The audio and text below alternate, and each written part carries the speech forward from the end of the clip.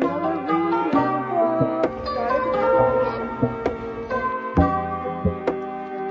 like, comment, subscribe. Oh my god.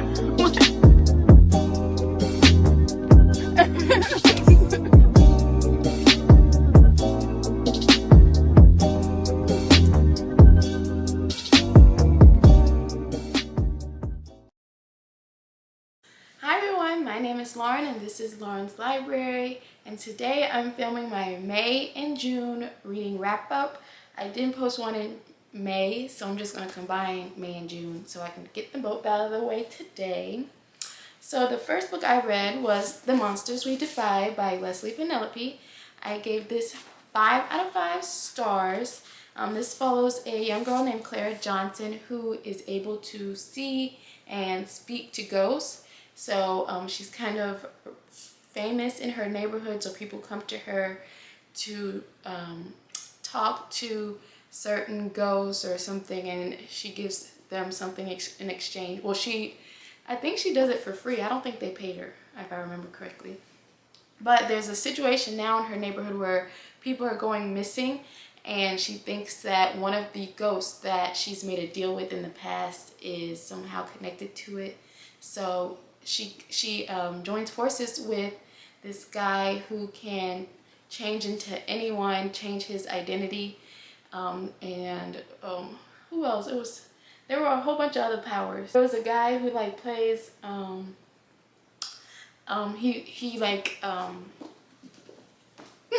he can like persuade people with his music, like his talent in playing his instruments allows him to put people in a better mood and attach themselves to him more, or something like that.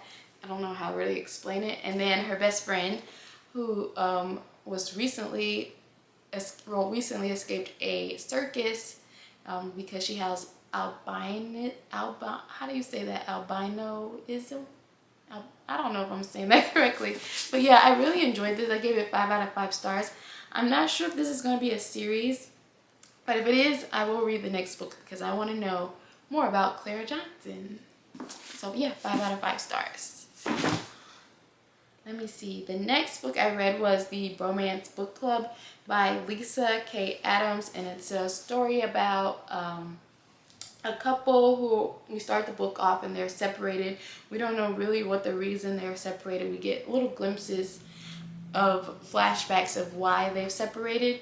But the husband is this famous baseball player and the wife is a stay-at-home mom, and she's kind of in this era of following her dreams after they were pushed aside after her husband became a professional baseball player. But I gave this one 3 stars. I just thought, the reason they separated, I didn't think it was that much big of a deal.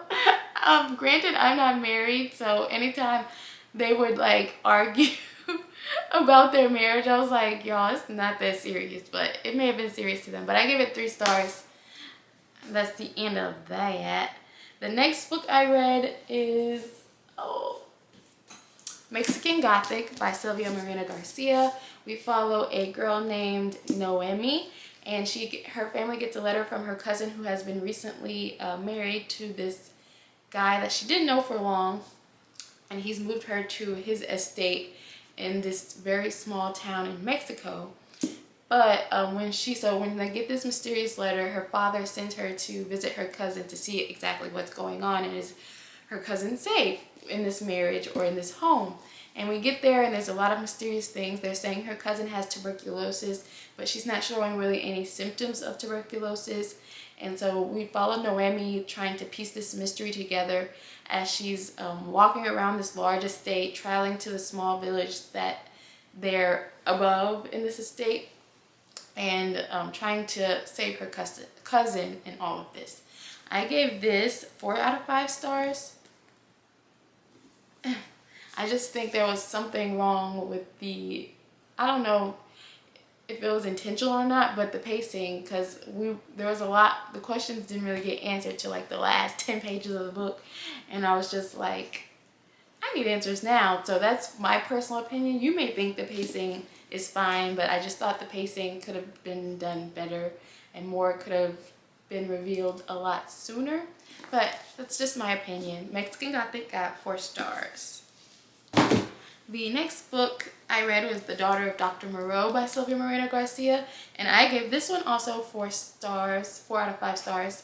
And this one follows a girl whose father has been employed to do these experiments for this rich man who is trying to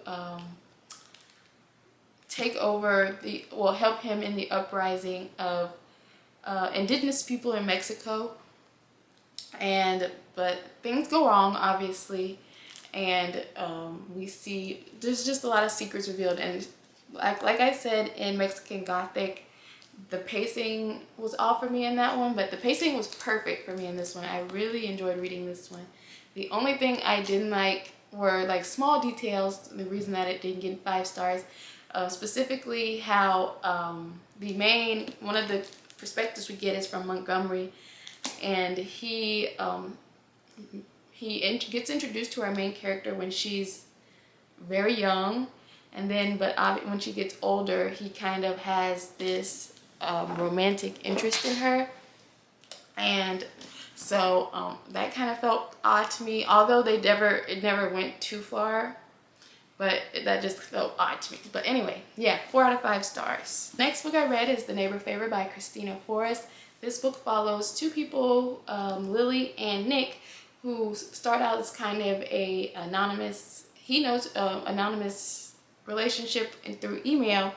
Lily emails Nick through his website for his book that he's written as with a pen name, so she doesn't really know his real name. And then eventually, once things start to get to the point where she wants to meet him in person, he cuts everything off. And fast forward, they become neighbors. He knows who she is, but she doesn't know who he is. And so we just followed their relationship through this very nice romance book that is now, I know now, a companion series. So there's going to be 2 other books following Lily's sisters in this one. I'm trying to remember what I didn't specifically like about this one to give it 4 stars. I think I didn't have an issue with anything. It was just the spark that was missing that would put it over the edge to 5 stars. But yeah, I gave it 4 stars. There was nothing wrong with it. I just didn't find anything that I liked in it to give it 5 stars. I guess that makes sense. Yeah. The next book I read is How to Sell a Haunted House by Grady Hendrix. I gave this one, I think, 4 out of 5 stars as well. Yeah, 4 out of 5. This one follows Louise and her brother, I don't remember his name, Mark, whose parents have recently passed, and they're arguing about exactly what to do with their parents' estate. But when they get into like the packing of their house and everything, strange things start to happen, and we don't know exactly what's happening until the very end, like Act 3 of this book. And once that is revealed, I said this in my vlog of this book, but you're kind of like, is this serious? But yeah, it is serious, and I understand, because Grady Hendrix kind of has this funny way of who his antagonist is in this book, or what exactly the haunting is, and it kind of comes off silly-willy. But I think the way that he explained it and developed it, although still silly in the end, I think that it was very well done. So I ended up giving this 4 stars out of 5. And I will continue reading from Grady Hendrix. I really enjoy his horror novels. The next book I read in the month, are we still in May? No, that was the last May book. That was the last book I read in May. So the next book I read, starting my June wrap up. So the first book I read in June was The Ballad of the Songbirds and Snakes by Suzanne Collins. I gave this 4 out of 5 stars. This follows, if you don't know, this follows President Snow from the Hunger Games. We're following the 10th annual Hunger Games, and in this version of the Hunger Games, since there weren't a lot of victors, how like the victors in the novels that we've grown to know and love, the victors of previous Hunger Games mentor the new tributes, but in this Hunger Games, capital children mentor the tributes from the districts. So we're following President Snow. His family is, well, he's not the president now, he's just a young kid. I don't know if they said his age, but his family is like about to lose their home. They barely have food to eat, and so he's using this opportunity to mentor tributes as his come up. And so I don't want to say who he ends up mentoring. I don't know if that's a spoiler, but I've heard a lot of people, especially when the announcement for this book and movie was announced, that they're like, why would we want to hear from President Snow? He's an evil person, blah, blah, blah, blah. Is this book going to try to make us feel bad for him? And after reading it, I don't think that she wrote it as a way for us to have sympathy for him, even though his family is struggling and about to lose their home. You have these moments of where like you're like, wow, this guy really stinks, and he's kind of a narcissist. Not kind of, he is a narcissist. Like, he's very, like, you can see it as self-preservation, but if you look between the lines, you're like, yeah, he's dark-sided. This guy is dark-sided. So yeah, I really enjoyed reading it. It kind of had a slow start. Like, when I started reading, I would put it down for a few days until I actually finished it. But once it got started, like, usually, just like, I feel like, I don't know, I haven't read The Hunger Games in a long time, so I don't know if this is true, but I feel like it really took off once the Hunger Games started. But yeah, I really enjoyed it, and I can't wait to see the movie. I gave it 4 out of 5 stars. The next book I read was I can never say this book title. Highly Suspicious and Unfairly Cute by Talia Hibbert. This follows Bradley and Celine.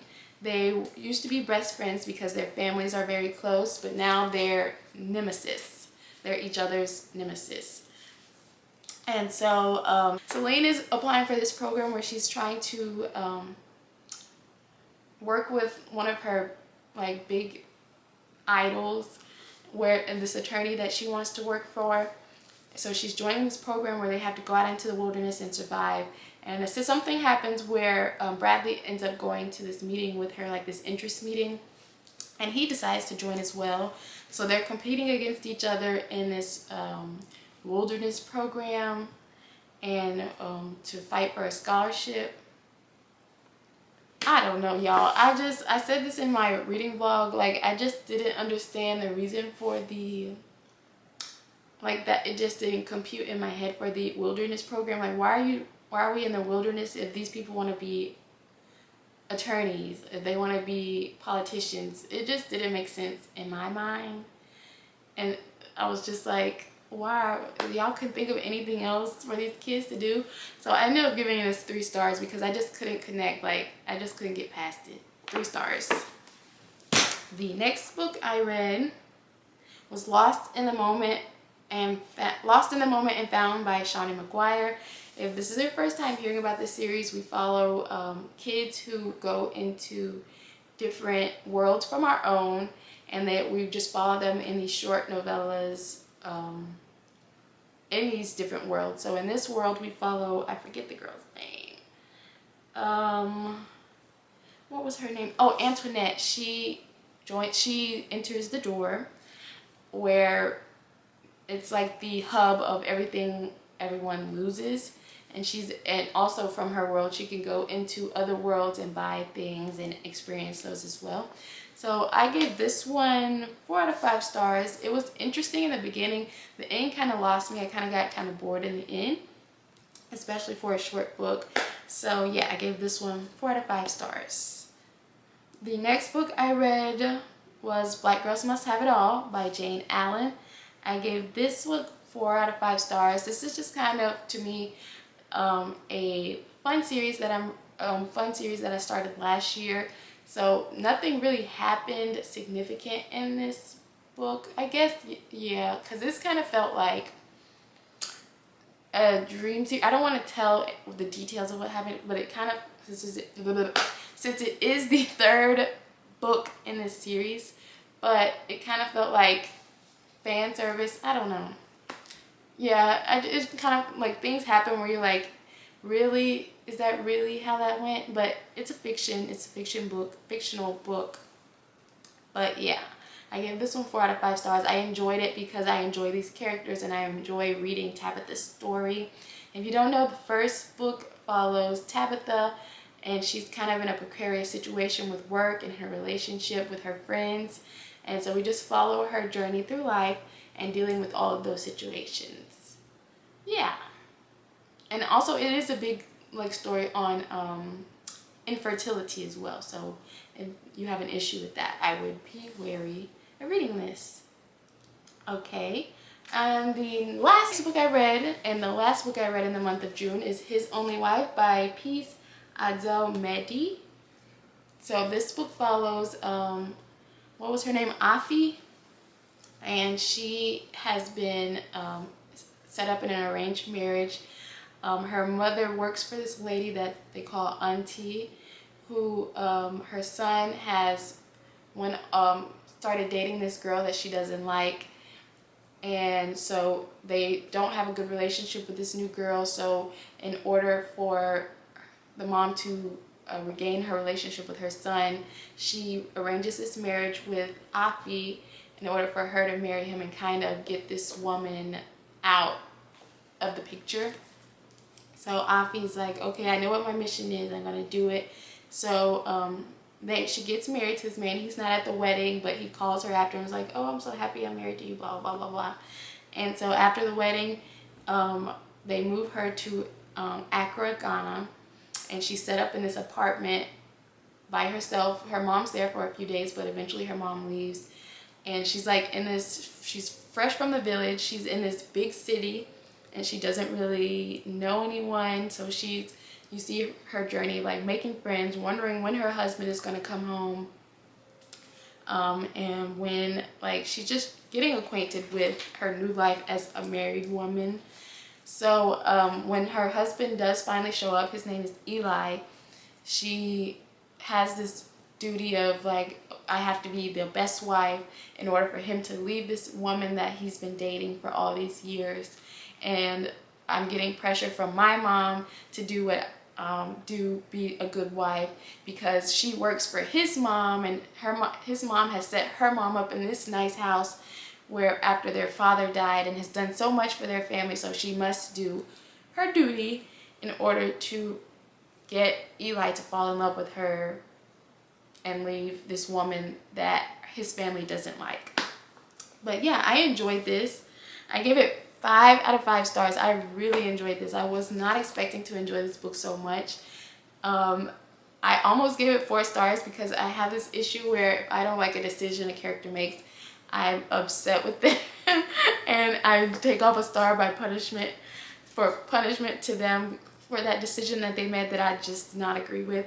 But I had to get some clarity and I ended up giving it 5 out of 5 stars. I really enjoyed Afi's journey. It was a very quick read. I read it while I got my hair braided, so it was very quick. Well, not if 8 hours, you know what I mean. It was one sitting because I was getting my hair braided. But yeah, I really enjoyed this. 5 out of 5 stars. So that is the last book I read in this. Wrap up. I hope you enjoyed this video. Make sure you like, comment, and subscribe, and I'll see y'all next time. Bye.